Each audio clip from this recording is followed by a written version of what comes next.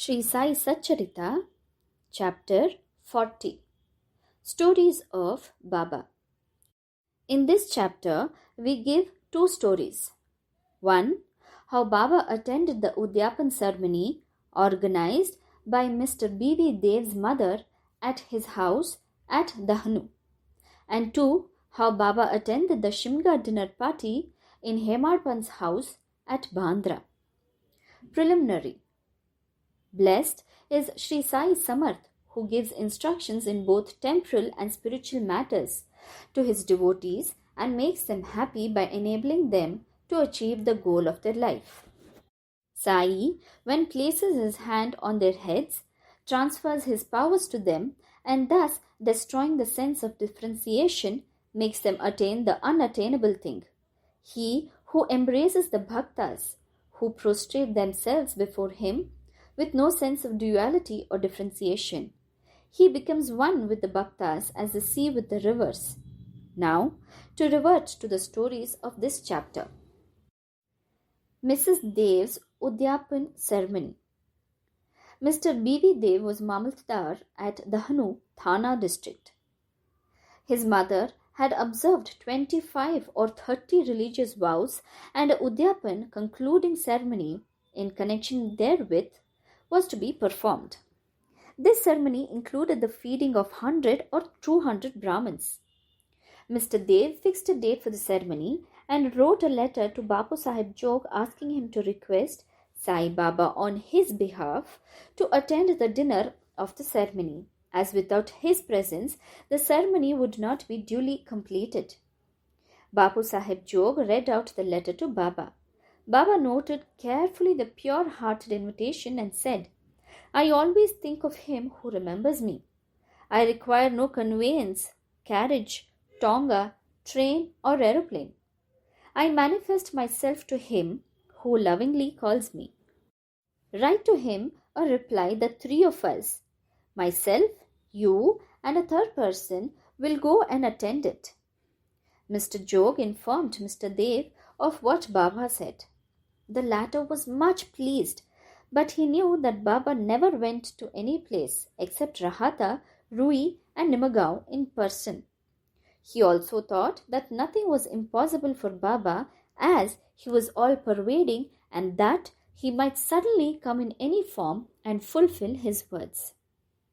A few days before this, a Sannyasi in Bengali dress and professing to work for the cause of the protection of the cows came to the station master at Dahanu to collect donations. The latter told him to go into the town and see the Mamaltdar Mr. Dev and with his help collect funds. Just then, Mr. Dev happened to come there. The station master then introduced the Sannyasi to him. Both sat talking on the platform. Mr. Dev told him that a subscription list for some other charitable cause had already been prepared by the leading citizen, Rao Sahib Narottam Shetty, and so it was not proper to start another subscription list, and that it would be better if he would visit the place after 2 or 4 months. Hearing this, the Sannyasi left the place.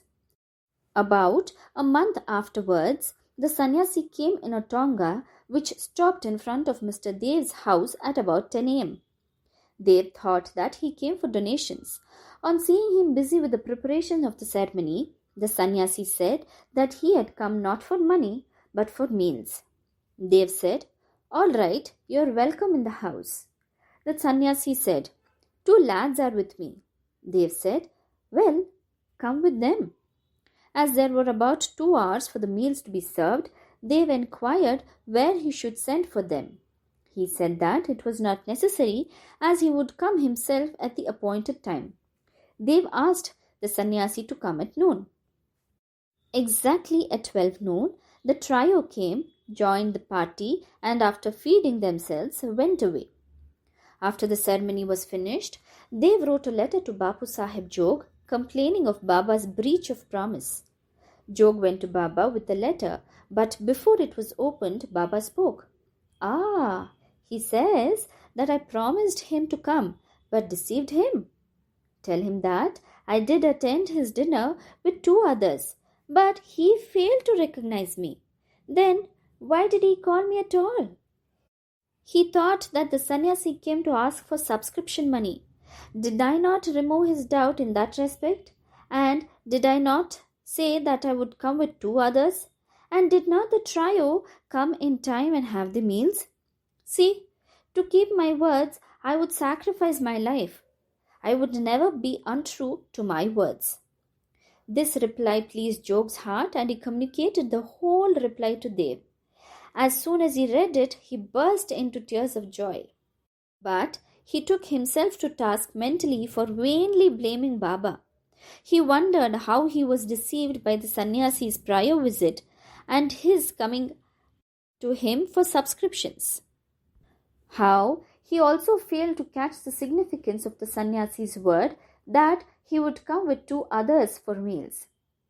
This story clearly shows that when the devotees surrender themselves completely to the Sadguru, he sees it to that the religious functions in their houses are duly executed and complied with all the necessary formalities. Hemadpant's Shimga Dining. Now, let us take another story which shows how Baba appeared in the form of his picture and fulfilled the desire of his devotee. In 1917, in the morning of the full moon day, Hemadpant had a vision. Baba appeared to him in his dream in the form of a well-dressed sannyasi, woke him up and said that he would come to him for meals that day. This vision constituted a part of the dream. When he fully woke up, he saw neither Sai nor any sannyasi. But when he began to recollect the dream, he remembered each and every word the sannyasi uttered in his dream. Though he was in contact with Baba for 7 years and always meditated on Baba, he never expected that Baba would come to his house for meals.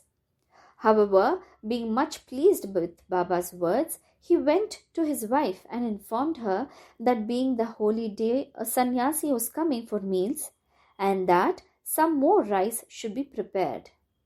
She inquired about the guest, who he was and where he was coming from. Then, not to cause any misunderstanding, he gave her the truth and told her about the dream. She doubtingly asked whether it was possible that Baba should come there to Bandra from Shirdi, leaving the dainty dishes there for accepting their coarse food. Hemadpant then assured her that Baba might not come in person, but he might attend in the form of a guest and that they would lose nothing if they cooked some more rice. After this, preparations for the dining went on and it was ready at noon. The Holika worship was through and the leaves were spread and arranged with rangoli around them to serve food. 2 rows were arranged with a central seat between them for the honorable guest. All the members of the family, sons, grandsons, daughters, and son-in-law, etc., came and occupied the seats, and the serving of the various items commenced.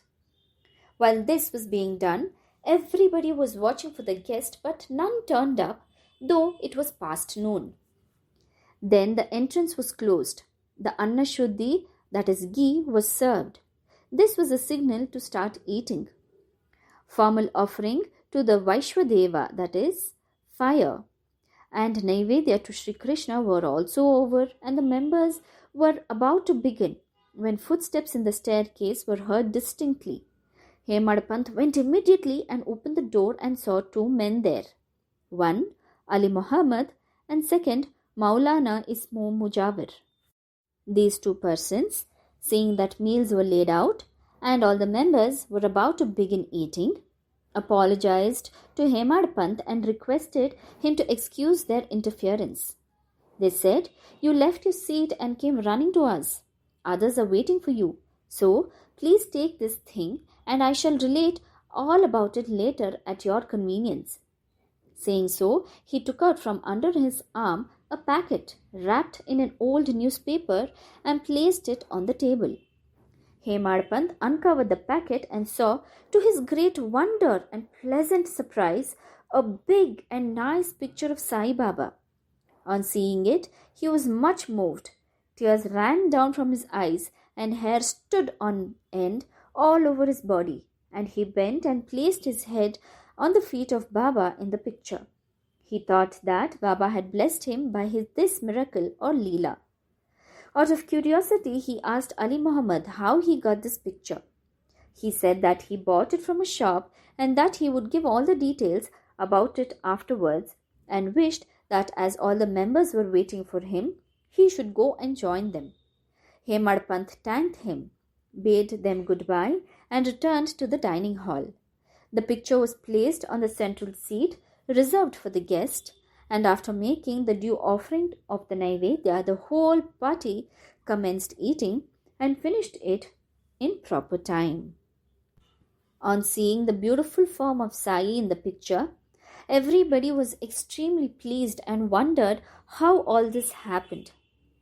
This is how Sai Baba fulfilled his words uttered by him in the dream of Hemadpant. The story of the picture with all its details, that is, how Ali Muhammad got it, why he bought it and gave it to Hemadpant, is reserved for the next chapter. Om Sai Ram.